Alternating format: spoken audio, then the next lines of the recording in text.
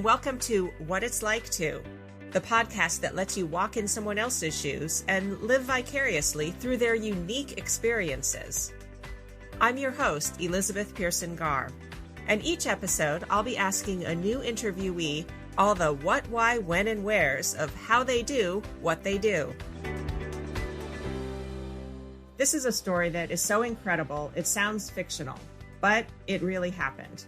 When Gregory Nottage was 26 years old, he was a successful businessman when his life took the most dramatic turn imaginable. He was wrongly convicted of first-degree murder. Gregory spent the next 19 years in prison. He was exonerated when the real killer confessed, and Gregory finally was set free in 2014. What he's done since his release is extraordinary. He's earned 2 degrees and now helps others who are working to reclaim their lives. Today, Gregory is the executive director of Streets Team Enterprises, which creates full-time, paid transitional jobs for its former homeless clients, often leading to permanent employment. Gregory, it's an honor to meet you. Thank you for your good work, and thank you for being on my podcast. Absolutely. Nice to meet you as well. I would like to talk about what you've been through and where you are now. I just can't imagine kind of a regular guy going through your life, and then one day you're just put into the prison system. You haven't been a criminal, you haven't actually done anything wrong, and then all of a sudden you're being punished and you're in this institution. Did your mind have to just suddenly shift into this? It was purely fear is how I survived for a long time. I was just scared. I don't know if people really talk about that, but I was scared to death. Imagine at this moment, you're plucked out of your life and you no longer have that life. It is the most surreal experience. And I can't imagine that. That first night in county jail, I mean, I was scared to death. I was put into a 8-man cell with 7 Hispanics, most of which were gang members. And I didn't know anything from anything. I didn't know what a Sereno was, what a Norteño was, what a Blood, Crip. I didn't know anything. And you get a pretty quick education on, that lifestyle. And it ended up in a lot of fights, and you just do what you can to survive. The easiest way for me to describe what prison life is like is think of everything that's normal on this side, and you cross those walls, and it's the opposite. So here it's normal to talk to the cops and get the police involved. Inside, it's the opposite. Out here, we talk about equality, we talk about togetherness, and we talk about crossing those racial divides, inclusiveness. Inside, everything is ran by race. You're white, you're black, you're Hispanic, you're other. And even in that realm, there's divisions within the Hispanic culture, divisions within the white culture, division within the black culture. Everything has its structure. And it's learning to navigate that structure and those rules and those norms. Is that racial differentiation to try to keep peace or something, or why do they run it that way? So there was an unwritten rule that if I was white, I could not cell up with somebody of another race. It was just an unwritten rule, both internally within the prison population and then externally within the correctional officers that were working it. And if you think about it from their lens, you can control a population of people by locking down a whole population of people. So if the Hispanics have their own internal politics and they get into a riot, you lock them down. If the whites and blacks get into a riot, you lock the whites and the blacks down. And it makes sense. I get it. I don't agree with it, but I understand it. And it's also a way to control a population on a negative. You can pit different races against each other on purpose. And I've seen that happen. And it's super unfortunate because the only thing that comes from it is people get hurt. And it's very reductionist. Let's bring everybody down to kind of their basest levels and their basest instincts, just what do you look like and how are you going to get by fighting? You're just judging people kind of on their externals and on how strong you are. Doesn't sound like anyone's getting by conversation or communication or diplomacy or anything like that. It's all just very primal. It's very primal, and it's all about the power, who's got the power. I mean, I can spend days talking about how this whole process works within each race. There's different, what they call cars. For instance, as a white guy, I was convicted in Orange County So I'm in the what they call quote unquote the Orange County car. So wherever I go, Oh. people from Orange County are who you align with at first, and then you align with the greater, wider population as a whole. And then there's rules, like there's specific areas that the whites can go and specific areas that the whites cannot go. You can't stand over in that area because that might be the Southerners area or the Norteños area or the Blacks area. And then within all of that, there's all the politics that come in. One of the things I just didn't agree with, I can't sit down at a table with an African American and have a meal without people from my race having a problem with that. And it created me some challenges. And I'll be honest with you, probably 95% of the people that I have strong relationships that I was inside with are all of color and not from the white population. I created and was able to form closer relationships with them. And then as they got out, we maintained those relationships. So all of these rules, and I put that in quotation marks, are things that you just had to learn in these first days and weeks? Yeah, there's no handbook that says, well, here is your go to prison dummies book. Unless you are from the streets and you grew up in that lifestyle and learned from your peers from the streets, if you're quote unquote a square like me, you're figuring it out as you're going. You're building the plane as you're flying it. And I made some quote unquote mistakes, and ended up having to deal with that. And at this time, also in your early months, first couple years, did you have any hope that you were going to get out? Were there people working for your Yeah, absolutely. release? I had a great team of people. They were doing fundraisers for me, a lot of the people from the church I was going to at the time. And I reached out to, for instance, the Innocent Project, a great organization, but they only work with physical evidence. And in my case, there's no fingerprints, no witnesses, no weapon, nothing. I got convicted purely on hearsay evidence. And so there was nothing to quote unquote test to see if this was true. I had hoped that the system would work and do the right thing. It's the system we have. Is it the best system? Is it flawed? Yes. There's arguments on both sides of that. And I'm not naive enough to say that, it's just wholly broken, because I don't think it is. I might have a different view than others that have been in my situation. I think it's the best system that we have. Can it be adjusted and made better? Sure. So tell me how you would get through your days. Would you just kind of look at it like, I just need to get through this day, or I got to keep hope until it kind of started diminishing as the years went by? I just don't know how you put one foot in front of the other through this. You get into a routine. It was interesting. I remember I would ask, what day is it today? Because every day is the same. The lights come on at 5:30. You're at chow by 6:30. You're back in your cell by 7. If you don't go to breakfast, you don't get your lunch. So if you don't have any food in your cell, then you have to wait till dinner time. So if you're hungry and you need to eat, then you go to breakfast and you get a sack lunch and you bring it back to your cell. And I was pretty fortunate in that I always had a job pretty much the whole time I was incarcerated. So I worked in the canteen, for example, which is the store. And then it went from there to working in the education department. And, I was a barber at one time. I mean, Oh. I've never had barber training before, but I guess it's not You learned. and shave somebody's head. I worked as a watch commander's clerk once, where I worked from 10 to 6 in the morning, and that was the only inmate out. I had various jobs and I always tried to stay busy with that. So if you're fortunate enough to get a 5-day-a-week job to keep you out of the building and out of the cell and off the yard, fantastic. But if you don't, it's the same thing every day. The yard opens up at a specific time. You go out to the yard, you hang out with the fellas and they talk, you listen to a bunch of stupid stories, and you go back in, you wait for count's done, you go to dinner, you come back and you're back in your cell again. It's the same thing every day. You get time to work out, whether it's in your cell or you're outside, to keep yourself physically healthy.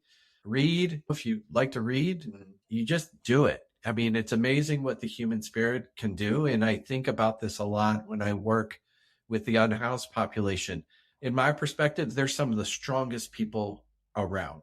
They are in harsh elements and they are surviving every single day. And when I look at my life, when I'm living in a home with heat and water, in the restroom, in a shower, and food, my life's not hard. And any problems that come my way, I call them quality problems. These are just quality life problems. So when I see somebody that's really struggling and they're on the streets, I can empathize with them in the sense that I know what it's like to lose hope and I know what it's like to lose everything and have nothing. To me, they're some of the strongest people I know. I would agree. I mean, it's all perspective, right? And sometimes we can lose it easily, especially those of us who have privilege and can take it for granted. Yeah. I think it's remarkable that you went through such a tragic experience and didn't just dwell in bitterness, but instead had the wherewithal to turn it into something bigger and live outwardly towards helping others. Was that a transition that happened gradually while you were incarcerated, or how did you get to this place? When I was arrested and convicted and sent to prison, I was extremely angry and scared and frustrated and, Yeah. all those emotions you can imagine. And it really wasn't until 2005 when I really had like a cognitive shift in the way I was looking at my incarceration and looking at my life. At the time, it had been close to 10 years. And the prison environment is not, a fun place to be per se. And I had been through a lot. I'd been in many fights, riots, been stabbed, been locked down, been in isolation, went through a whole Wow. lot of stuff. And it really came to a head in summer of 2005.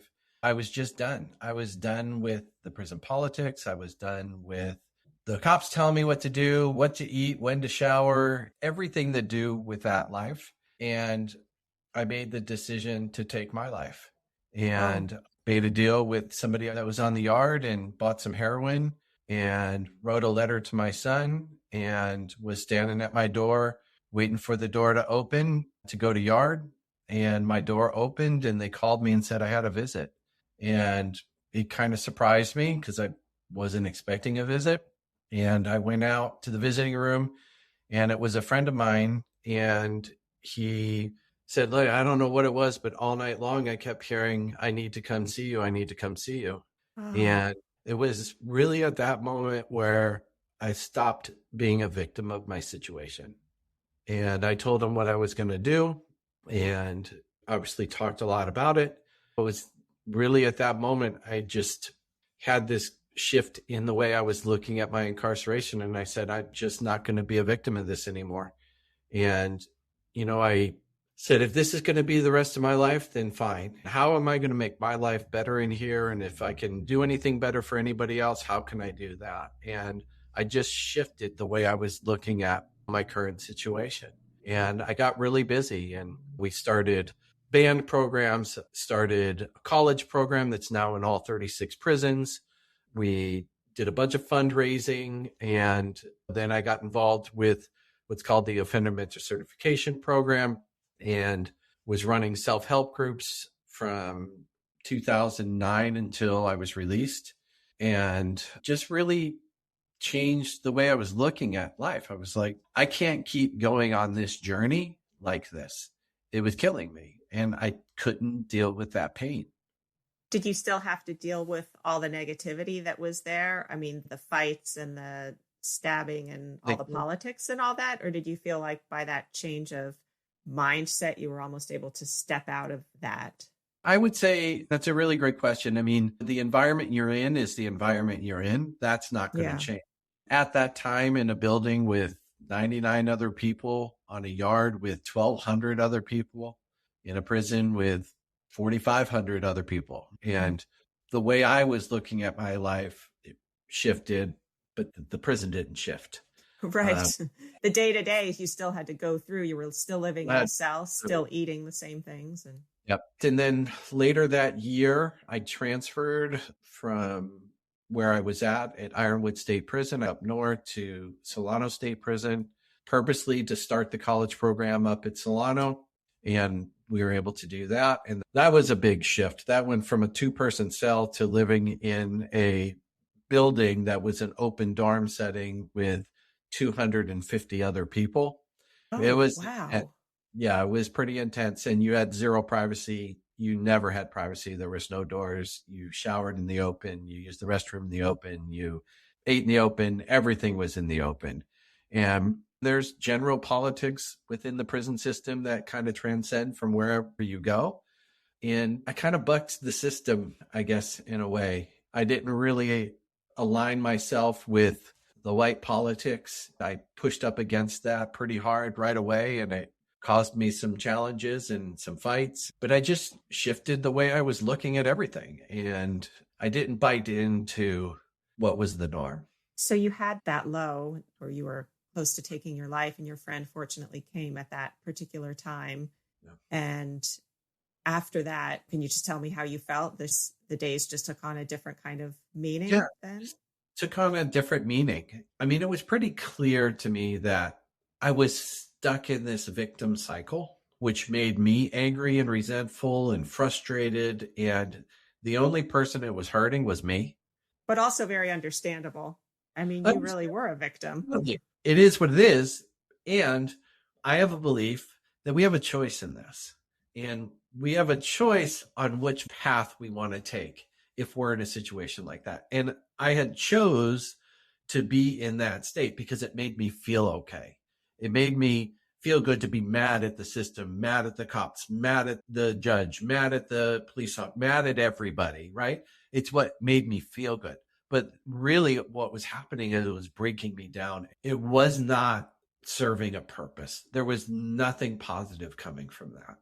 And when I released that and let that go and took that burden off of my shoulders, things just looked brighter. It was still the same people. It was still the same cell. It was still the same yard. It just took on a different light for me.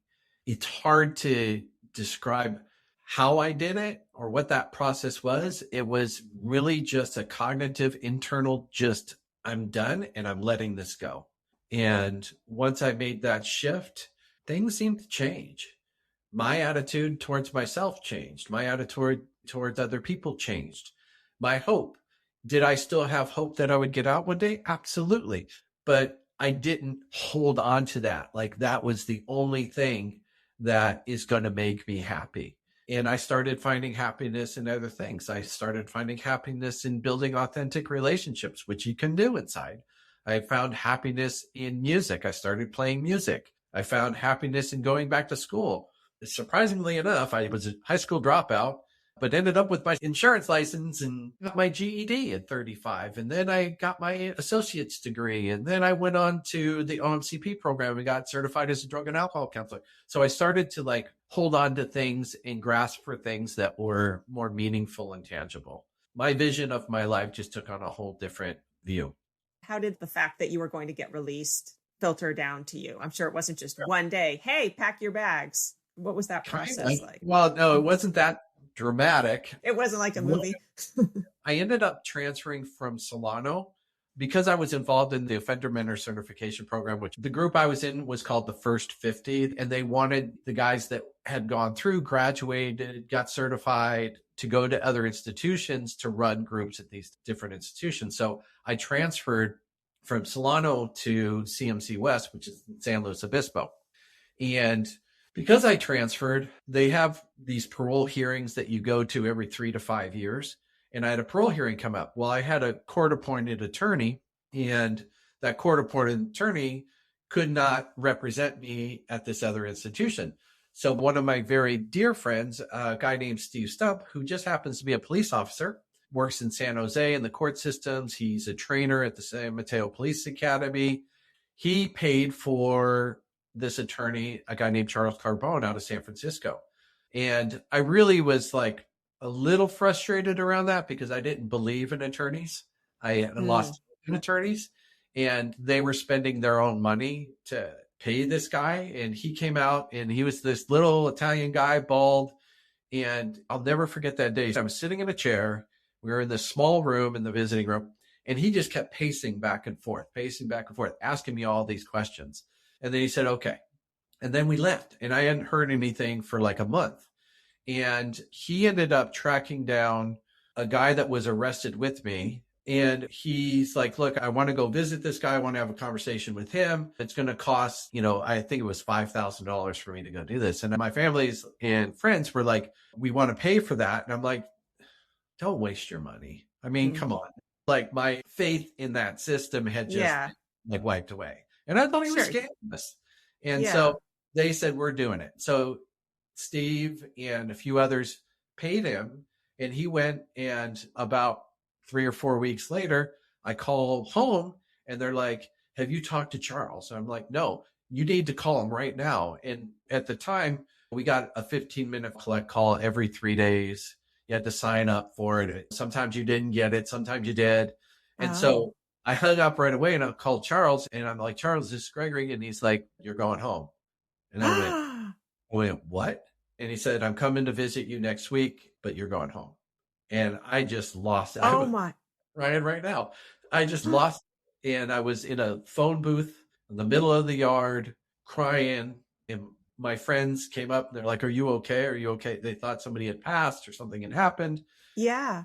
And then Charles came up and he had interviewed this guy. And during that interview, he admitted to killing Dirk. He admitted to that I had nothing to do with it. I have his handwritten statement. I still have it. I used to carry it on me, but I have his handwritten statement outlining what had happened and that I had nothing to do with it. And so it went from there to, okay, now we need to get this to the board because I'm property per se. I'm under the custody of the Department of Corrections. You need to go to the board.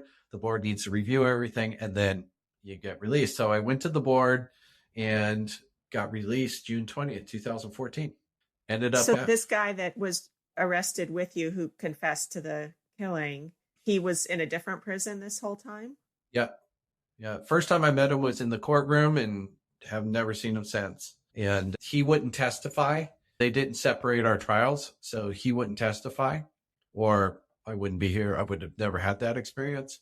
I don't know. I kind of look at it from a different perspective again, is sort of my higher power's way of saying I was kind of a douchebag. I was making a lot of money, and if I saw somebody on the streets, I didn't give 2 looks at them, didn't care. And that's the frame of mind I was in at that time. And I really do believe that my higher power was like, you know what? We need to hit the reset button with you and put you on vacation for a little while. Well, that was quite a reset and quite a vacation. I don't know. Quite a reset, but it took that long for me to get it. I mean, that's just how I choose to look at it. And for me, it's important because now it really drives the work I get to do every day. Yeah, I want to get to that, but I think you were starting to talk about, so you did get out, and then do you get on a bus or in a car? No. And then are you just dropped somewhere? I don't know what this experience is. All I see is movies. I don't know what it's really like. I mean, yes, if you don't have somebody that is identified to pick you up, they literally do put you in a van and drive you to the bus station and give you a bus ticket, and you go wherever it is you're going. Yeah. Good luck. With $200, $200 gate money. And that's what they give you? $200? They call it gate money. It's the same amount of gate money they've been giving since the early 70s. Oh, no inflation for the gate money. No inflation. No. Basically, my friends picked me up. We ended up going to breakfast. My ex-wife was there. My son was there, and a few of my friends. We had breakfast. And then they drove me up to Berkeley, and I was like, okay, now what's next? And in the OMCP program that I was in, the people that were running the program, Dr. Davida Cody and Tom Gorham, I just created a great relationship with them, and I connected with them. When I found out I was getting out, I said, oh, come into Berkeley. And they said, look us up. And so I showed up there in my little sweatsuit and my box of stuff, and they were able to give me transitional housing. I lived in transitional housing for about 18 months. They gave me a part-time job, making $10 an hour. Thought I was killing it. Dr. Cody really encouraged me to go back to school. And so I enrolled full-time at San Francisco State. I was working full-time, going to school full-time. I mean, what else was I going to do? I didn't really know anybody. and ended up getting my bachelor's degree in criminal justice, continued on and got my master's in counseling psychology from That's John. amazing. And here I am 8 years later, whatever it is. What did that feel like to be back in the real world after 19 years? It was awesome and scary. Awesome in that I could go to the store and get what I want to eat and kind of go where I wanted to go. And it took a while. You start off in this little circle that you explore, and then you expand that circle and expand and expand. The hardest thing I would say would be technology changed, obviously. Sure. Social media, all of that changed. Cell phones came out. Yeah, cell phones and social media and Facebook and all of that stuff. So that was a big learning curve. I also noticed that the way society in general congregates had changed. For me, if you wanted to meet people, you went to a bar and you had a drink and you danced. You kind of met people that way. And now it was all electronic and tech and, on app. And so dating changed. I had some interesting dating experiences. I remember I met this girl online. We went to dinner, and I was always very transparent around who I am and what my experience was. And I remember she's like, "What do you do?" And I told her I was intake coordinator in options recovery. And she's like, "What's that?" We talked about it. She's, "How long have you been doing that?" "Oh, about 4 months, 5 months." "What'd you do before that?" Well, I was on vacation and hitting the reset button. yeah. And we were in San Francisco at this Italian restaurant. And, I wish her all the best. But I remember sitting there and she goes, "I have to use the restroom." So she got up and left. Oh, and no. I was sitting there eating, and her food was like half eaten. And she never came back. Oh, no. Didn't do that move. There like an hour. And the waiter kept coming by. "Is she coming back?" I'm like, "Yeah." And I was getting concerned. "Is she okay? What's happening?" And I texted her, no response. And I got ghosted right there at the dinner table. So rude. The funny part about that story is I had parked in a parking garage and it was past 10 o'clock and they were closed. Oh, no. And I was like, add insult to injury. Yeah, I was living in a transitional house in Berkeley. And then I had to pay for overnight parking. I mean, it was an experience. Oh, thanks a lot, lady. Yeah, Makes a good story. I think crowds were an issue for me. They still are a little bit. I'm a people person. I love being in crowds. I love talking with people. But I also have a tendency to always be really cautious around my surroundings. And I'm always like hyper vigilant around, okay, how do you get out of here? It's kind of strange and odd. For instance, when I was at school, every single class, I sat in the front row. I could not be in the back, in the middle. I always needed to be able to get up and go, but also I'm very easily distracted. And so I needed to focus on the teacher and be the teacher's pet. You mentioned that when you got out, your ex-wife and son were there. Can you talk a little bit about that, of having your son while you were in prison? Yeah. Claude is an amazing lady, and she really did her very best to bring him up when she could, collect phone calls, pay for that. At the time, they were kind of expensive. They were like 15, 20 bucks every time you called. And they were living in Orange County, and it was super hard on them. And Claude and Josh really lost a lot by me going away. We lost our home. We lost our cars. They ended up living in a 1-bedroom apartment with a beat up car. She had to deal with all of that on her own, raising a boy on your own. And she's done really well for herself. And, I give her all the credit. She really did a lot to ensure that Josh and I had a connection. And, there came a time where he didn't want to come visit anymore. He was early teens and didn't want to drive 5 hours and stand in line for an hour and a half and visit me for 3 hours and then turn around and go back. And I get it. It was hard on him. And I can't even imagine all he went through, but I know he struggled with being in a pretty affluent school district and, where's your dad? And you having to explain that. And I know that caused him a lot of problems. My son's gay. He's got an amazing partner, Chris. And I know he struggled with his sexuality. And that was 15 years ago, was not as accepted and welcomed and encouraged as it is today. So he really struggled with that and got bullied a lot, dropped out of school, and just really struggled. And I do believe that if I was out with him, I could have helped guide him through that. But he did his best, and he's an amazing human. And I love him dearly. And I am eternally grateful to Claude for all she did in encouraging and facilitating Josh and I have an amazing relationship. And he's doing well now. He's great. He's awesome. Yeah, he's fantastic. It's so nice to have a happy ending, because that's really heartbreaking that your circumstance was hard, not just on you, but then it has this collateral effect on those you love. Absolutely. So you're back, you're out of prison, you're in Berkeley, and then you just sort of knew intrinsically that you wanted to turn your energy and your time and all of your efforts into helping others. I think that that's, really lovely. You didn't keep any of this frustration at the system. You more want to use what you've been through and leverage it to relate to other people. How did you find your way to the Downtown Streets team? So I was at Options for about 2.5-ish years.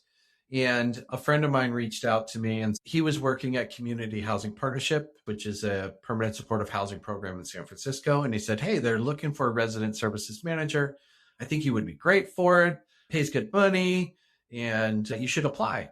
And I walked into the interview room, and there was the guy that knew me that referred me for the job, and my to-be boss, and another resident services manager, and another resident services manager. And the one at the end was Romy. And, she's asking me all these questions, and she even laughs about it today. She asked me, do you think you'll feel safe in the Tenderloin? And I just sort of laughed, like, yeah. I've been on the prison yard for a while. Yeah. And, she gets it now and she laughs about it now. But I remember walking out and asking the guy, I said, so how'd I do? He's like, oh, you did amazing. And I said, so what's up with that chick? And he's like, oh, she's engaged. And I'm like, a challenge. I like that. No, needless. You've been through a few challenges before. Yeah, I got the job, and Romy and I ended up being peers. And she was engaged. I went to her engagement party, and we just clicked. And she was a super support for me of learning this new job, and our value systems just really aligned. And, I started in June of 2017, and by November, she had called off her wedding, and in January, we moved in together in 2018, and by September 30th of that year, we were married, and here we are.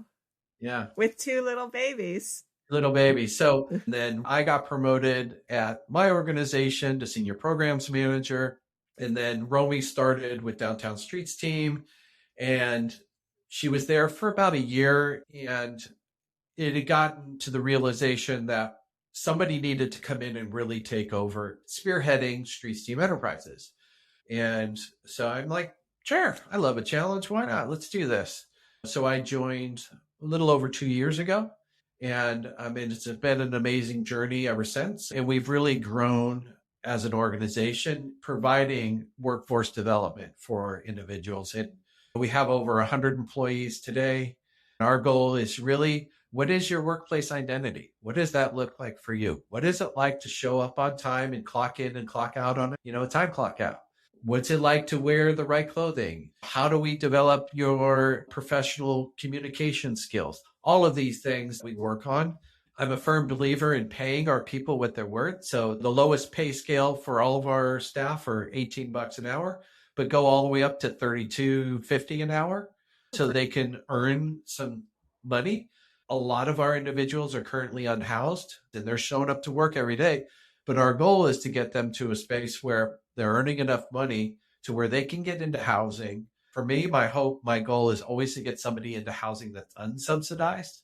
That way they're not bound to that, and they can grow. And it's been really successful.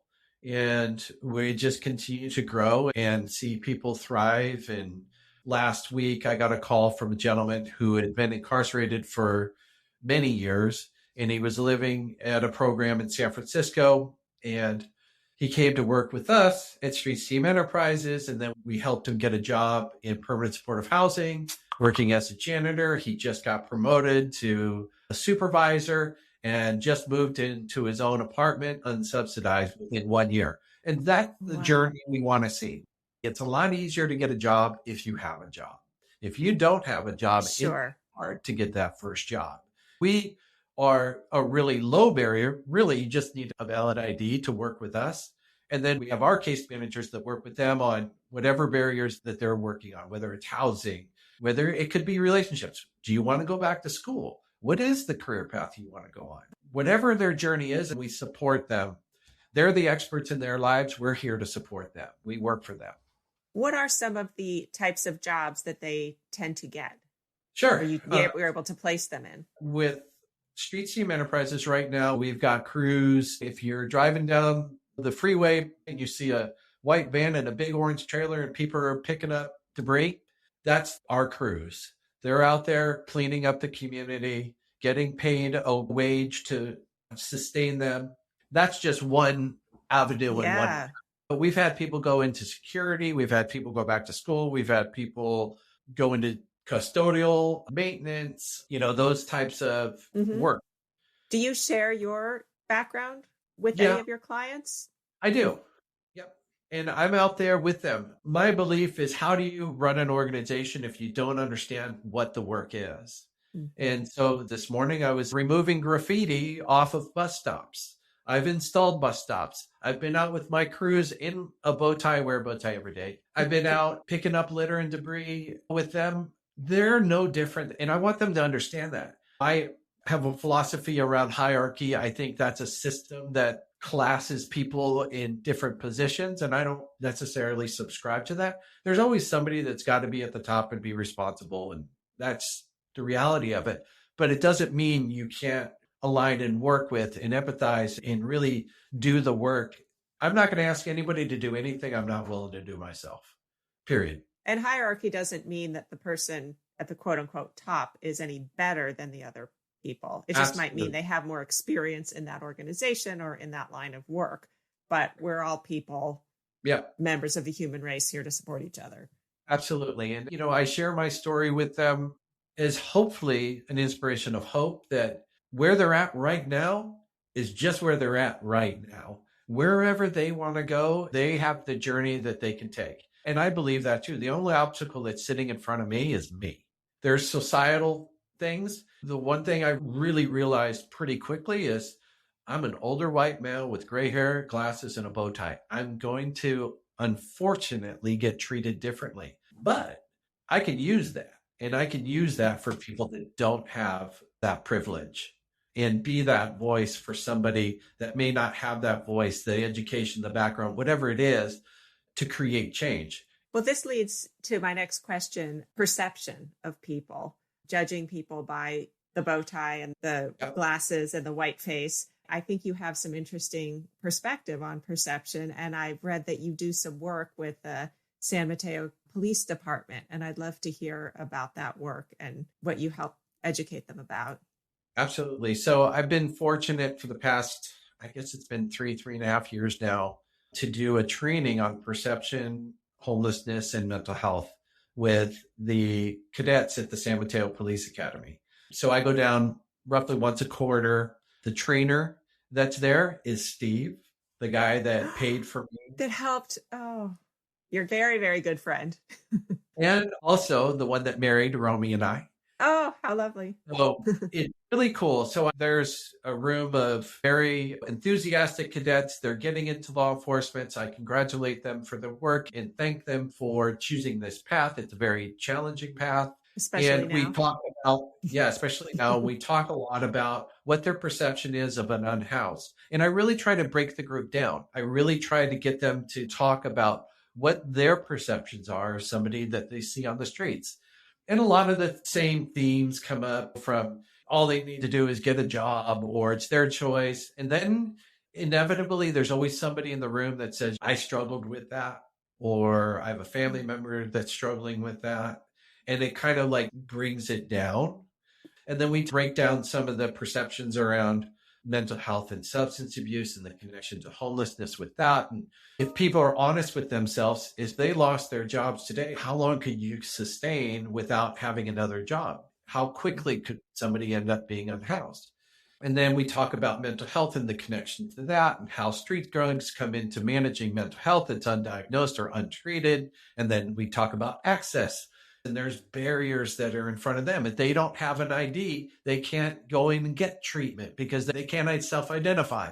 Well, if you don't have an address, how do you get your ID? Where does it get sent to? I mean, there's just so many barriers. 22. And so we talk a lot about that. And I get them to really open up around what their perception is. You guys are going to be the ones that are dealing with somebody in their very worst moment, at the very worst time in their lives. And I just want them to slow down and think about this person as a human, as an individual, not as a collective. And then at the end of that hour and a half, 2 hours that we're talking, I kind of bait them. And I said, you guys are trained observers. This is what you signed up for. This is your job.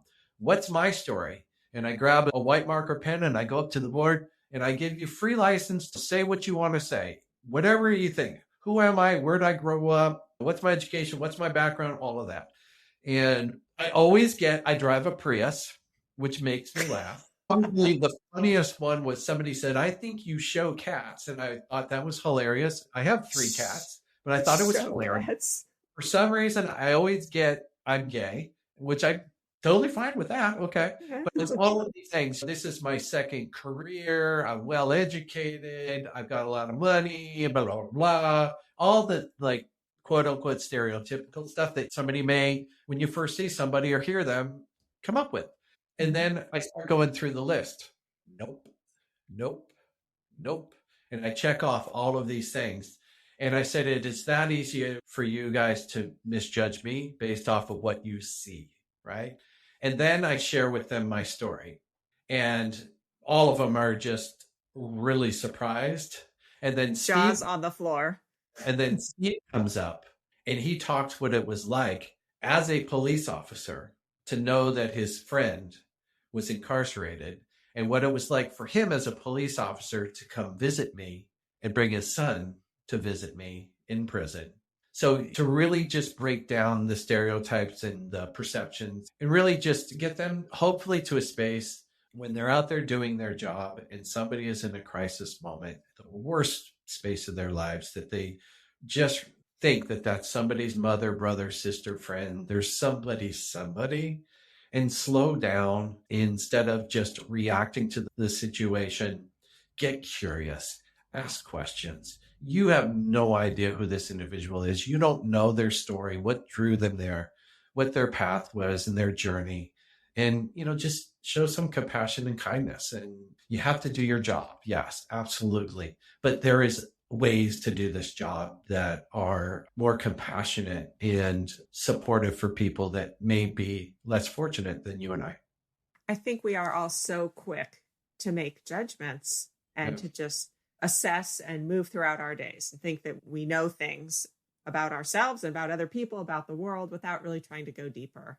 And that's a protection mechanism. I get it. If you know somebody's story, then somehow you are also pulled into that story. And you have a choice of whether to do something about it or not do something.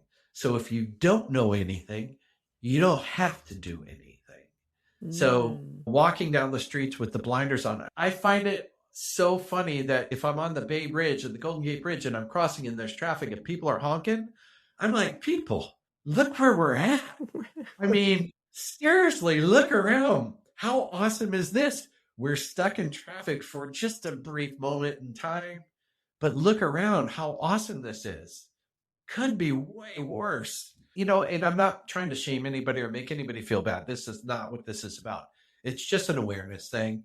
And people go through life in many ways with blinders on because if they know, if they do look, if they make eye contact with somebody, they may feel guilty that they're not doing anything about that. So it's a way to protect themselves. Totally get it. For me, I say just get curious. Just say hi. You never know what'll come from that relationship. you'll find mostly they're not going to be asking you for anything. You may find the most interesting person sitting on the streets. You just don't know unless you ask. I think everyone has an interesting story. Most aren't as dramatic as yours, but everybody has something interesting to tell. Absolutely. So. I totally agree. And if you just get curious, ask questions, and just experience life.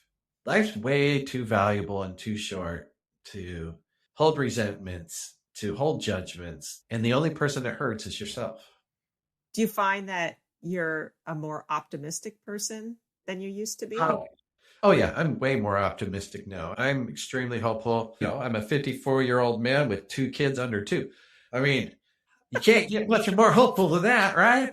I mean, there's a lot to look forward to. Yeah, I have a lot to look forward to. And now I need to really physically take care of myself because I want to see them grow and be a part of their lives and see them graduate and get married or whatever it is they choose to do. I want to be a part of that. So life is awesome. It is amazing. And every little thing that we take for granted that we may not pay attention to is super special. People take for granted going to Starbucks every day. Have you ever said hi to the person making your coffee?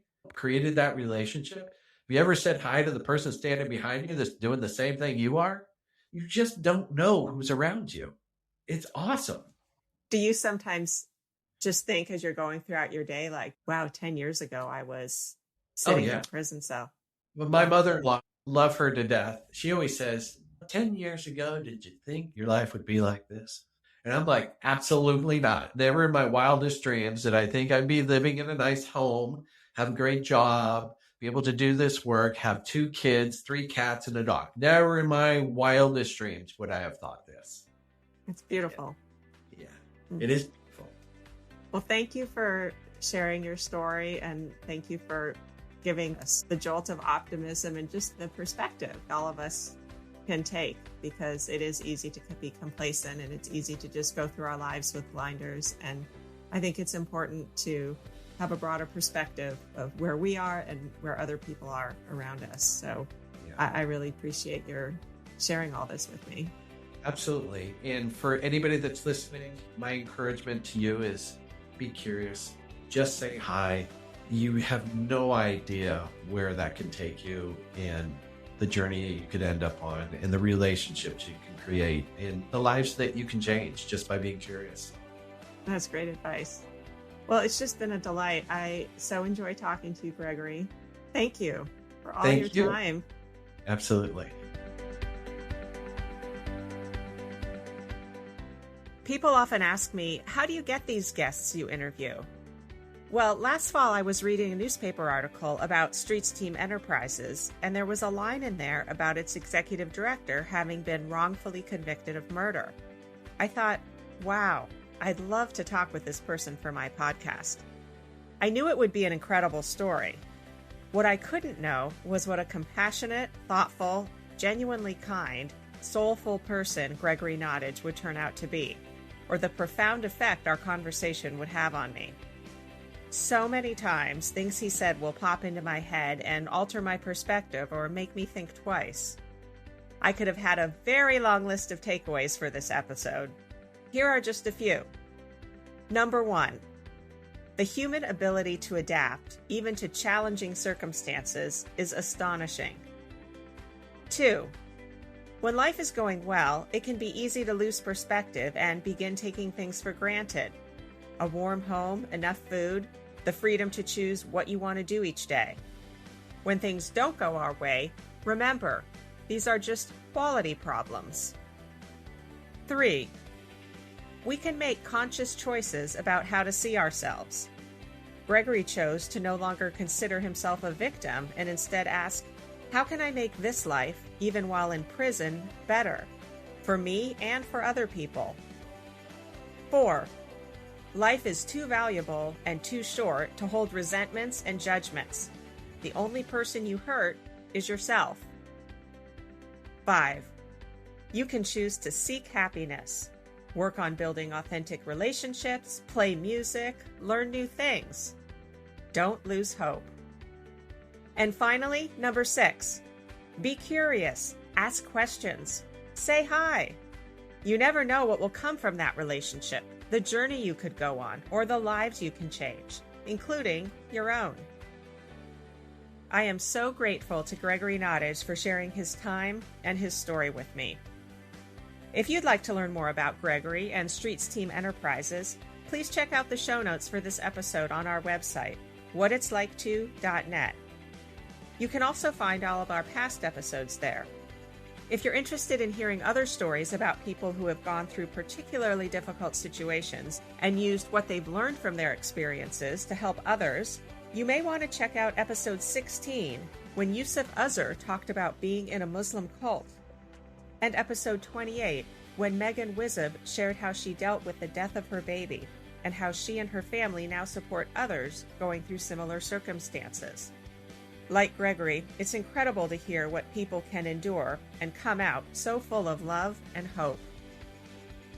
Thanks so much for listening to the podcast. If you're enjoying it, I'd really appreciate it if you'd share it with a few friends.